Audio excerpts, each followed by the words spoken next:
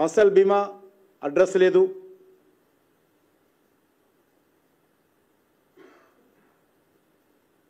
రైతులకు మేలు చేస్తాము, మాది రైతు ప్రభుత్వము, అనేక రకాలుగా మాట్లాడారు.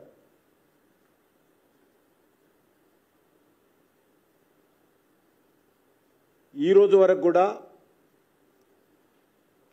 3 పంటలు పూర్తి కావస్తున్నా రైతు భరోసా కింద ఏ ఒక్క రైతుకు ఒక్క రూపాయి కూడా ఇచ్చిన దాఖలాలు తెలంగాణ రాష్ట్రంలో లేవు.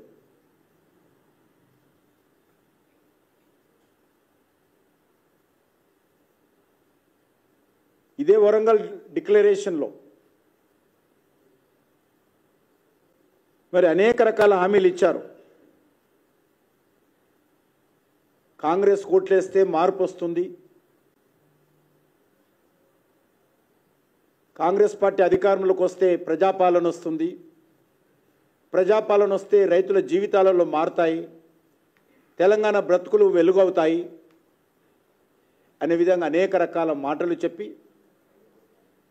అధికారంలోకి వచ్చిన తర్వాత ఈరోజు కాంగ్రెస్ పార్టీ పరిస్థితి ఏ రకంగా ఉందంటే, ఏరు దాటే వరకు ఓడమల్లయ్య, ఏరు దాటిన తర్వాత బోడిమల్లయ్య అనే విధంగా ఈ ప్రభుత్వం వ్యవహరిస్తూ ఉంది.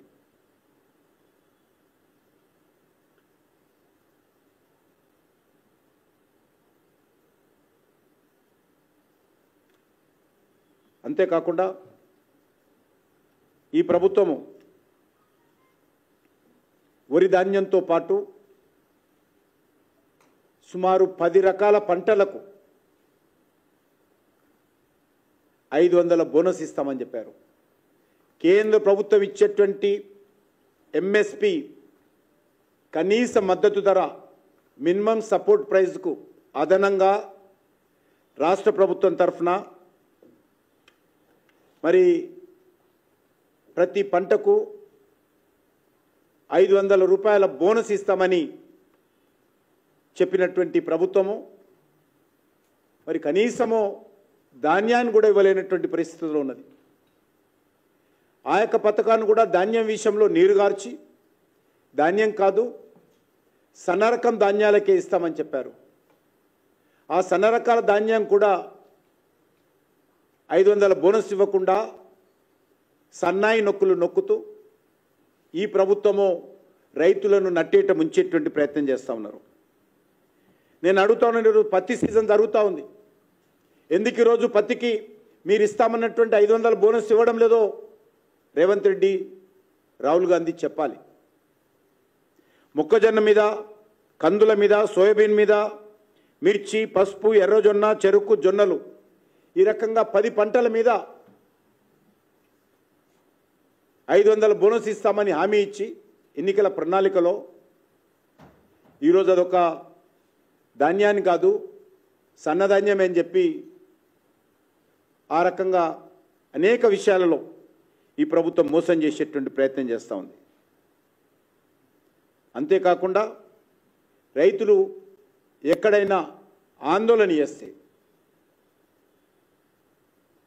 బీఆర్ఎస్ పార్టీ ఏ రకంగా రైతులకు బేడీలు వేసి రైతాంగాన్ని అవమానం చేసిందో కాంగ్రెస్ పార్టీ కూడా అధికారంలోకి వచ్చిన తర్వాత ఆందోళన చేస్తున్నటువంటి రైతులను అక్రమ కేసులు పెట్టి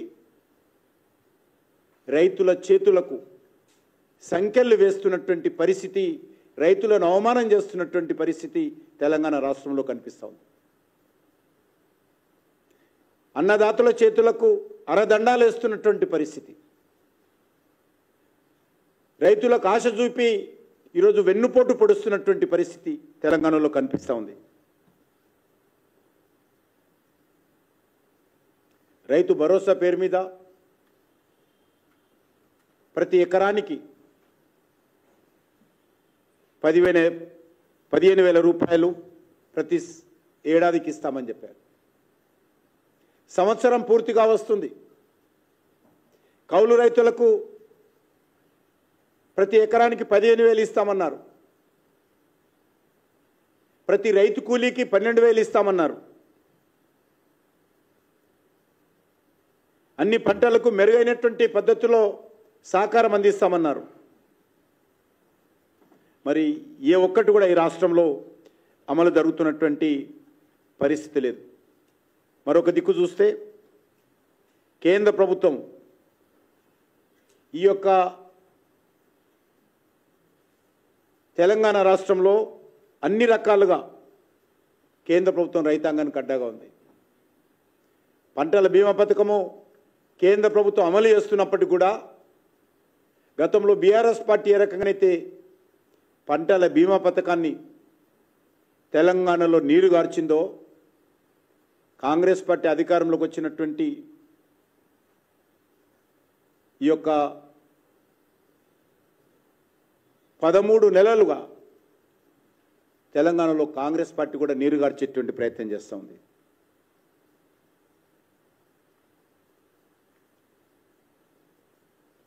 మనకందరూ తెలుసు, గత నవంబర్ 30వ తేదీ నాడు ముఖ్యమంత్రి గారు రుణమాఫీకి సంబంధించినటువంటి 4వ విడత 2747 కోట్ల రూపాయలు పాలమూరులో జరిగినటువంటి సభలో పెద్ద చెక్కు ముద్రించి రైతులకు ఇస్తున్నట్టు ఆ రోజు ప్రదర్శించడం జరిగింది. సంవత్సరం పూర్తవుతున్న సందర్భంగా 4వ దఫా రైతుల రుణమాఫీ పూర్తి చేస్తామని చెప్పి ప్రకటించారు. కానీ దురదృష్టం ఏంటంటే ఆ డబ్బుతో రైతుల రుణమాఫీ పూర్తి కాదు, 4వ విడత కూడా పూర్తి కాదు. కాంగ్రెస్ పార్టీ వచ్చే ఇంకా 4 సంవత్సరాల్లో కూడా పూర్తి చేసే పరిస్థితి లేదు. కానీ కనీసము ఏదైతే చెక్కిస్తున్నానని చెప్పి ప్రకటించారో ఆ డబ్బు కూడా ఈరోజు రైతుల అకౌంట్లో చేరలేదు. నవంబర్ 30 అంటే ఆల్మోస్ట్ 35 రోజులు అవుతా ఉంది. 35 రోజుల క్రితం చెక్కు ప్రదర్శించిన రైతుల అకౌంట్లో డబ్బులు జమ కాలేదనే విషయాన్ని ఈ సందర్భంగా మనం చేస్తాం. అంతేకాకుండా ఈరోజు ఎంఎస్పి ఇచ్చి మేము ధాన్యం కొనుగోలు చేస్తూ ఉన్నాం. 70% ఎంఎస్పి ధరలు నరేంద్ర మోడీ గారు అధికారంలోకి వచ్చిన తర్వాత పెంచడం జరిగింది. కొన్ని పంటల మీద 80% పెంచడం జరిగింది. కానీ నేను రేవంత్ రెడ్డి గారిని, కాంగ్రెస్ పార్టీని ఒకటే ప్రశ్నిస్తున్నాను. రైతులు ధాన్యం అమ్మడానికి సిద్ధంగా ఉన్నారు. కేంద్ర ప్రభుత్వము ప్రతి గింజకు డబ్బులు ఇవ్వడానికి సిద్ధంగా ఉన్నప్పుడు మీ ప్రభుత్వం పనిచేసేటువంటి ఉద్యోగస్తులకు కావచ్చు, చేసే పనులకు కావచ్చు, సర్వీస్ ఛార్జీలు ఇవ్వడానికి కేంద్ర ప్రభుత్వం సిద్ధంగా ఉంది. కేంద్ర ప్రభుత్వం ఖర్చులు పెట్టుకొని ఎంఎస్పికి సంబంధించినటువంటి ధరలు చెల్లించి చివరి గింజ ధాన్యం కొనుగోలుకు సిద్ధంగా ఉన్నప్పుడు రైతుల దగ్గర ఎందుకు ధాన్యం కొనుగోలు చేయడంలో ఈ ప్రభుత్వం వైఫల్యం చెందిందో ప్రజలకు చెప్పాల్సినటువంటి అవసరం. ఇది చాలా నేరమైనటువంటి కార్యక్రమం, రైతులను మోసం చేసేటువంటి కార్యక్రమం. ప్రైవేటు రైస్ మిల్లర్స్తో కుమ్ముక్కై ఎంఎస్పి కంటే తక్కువ ధరలో రైస్ మిల్లర్లకు ధాన్యం అమ్ముకునే విధంగా ఈ ప్రభుత్వం ఒప్పందాలు కుదుర్చుకొని కేంద్ర ప్రభుత్వం చెల్లిస్తానన్నటువంటి ఎంఎస్పికి ధాన్యం కొనుగోలు చేయకుండా నెలల తరబడి రైతుల యొక్క ధాన్యము మార్కెట్ యార్డుల్లో, కల్లాలలో పేరుకుపోయి వర్షానికి మొలకలెత్తి మరి రైతులకు అన్యాయం గురవుతూ ఉంటే ఈ ప్రభుత్వము రైతు వ్యతిరేక చర్యలతో రైతులకు అన్యాయం చేసేటువంటి పరిస్థితి కనిపిస్తూ ఉంది.